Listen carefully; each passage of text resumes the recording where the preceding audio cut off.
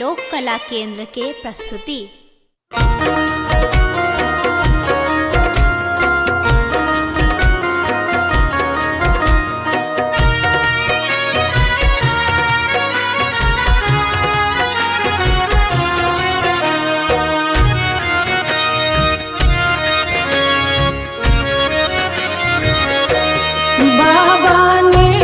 चलियो हमरो अपन नगरी, बाबा लेने चलियो हमरो अपन नगरी।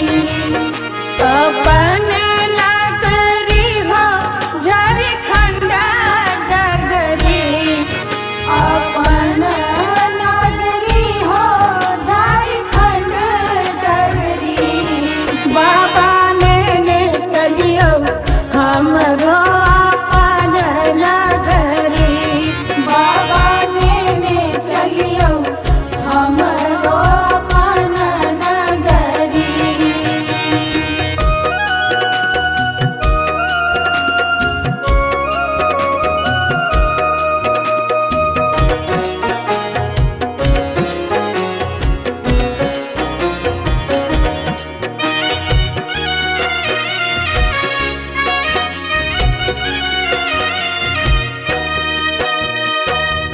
अंगना बहारब बाबा घरवा बहारब, अंगना बहारब बाबा घरवा बहारब। और बहारब वहाँ के देहरी, बाबा और बहारब वहाँ के देहरी। बाबा चलियो हमरो अपन नगरी, बाबा लेने चलियो हमरो अपन नगरी।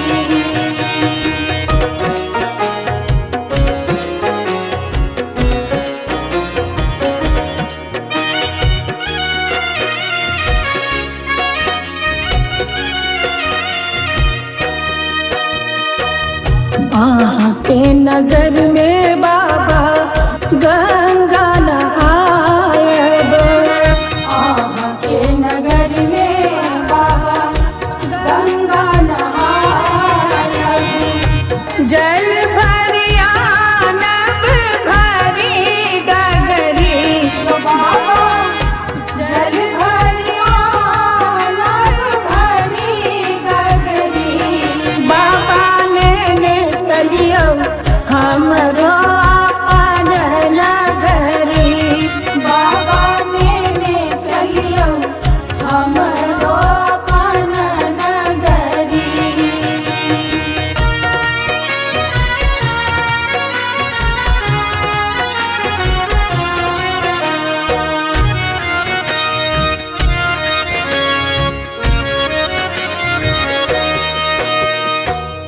साँझ सवेरे बाबा झांकी निहार,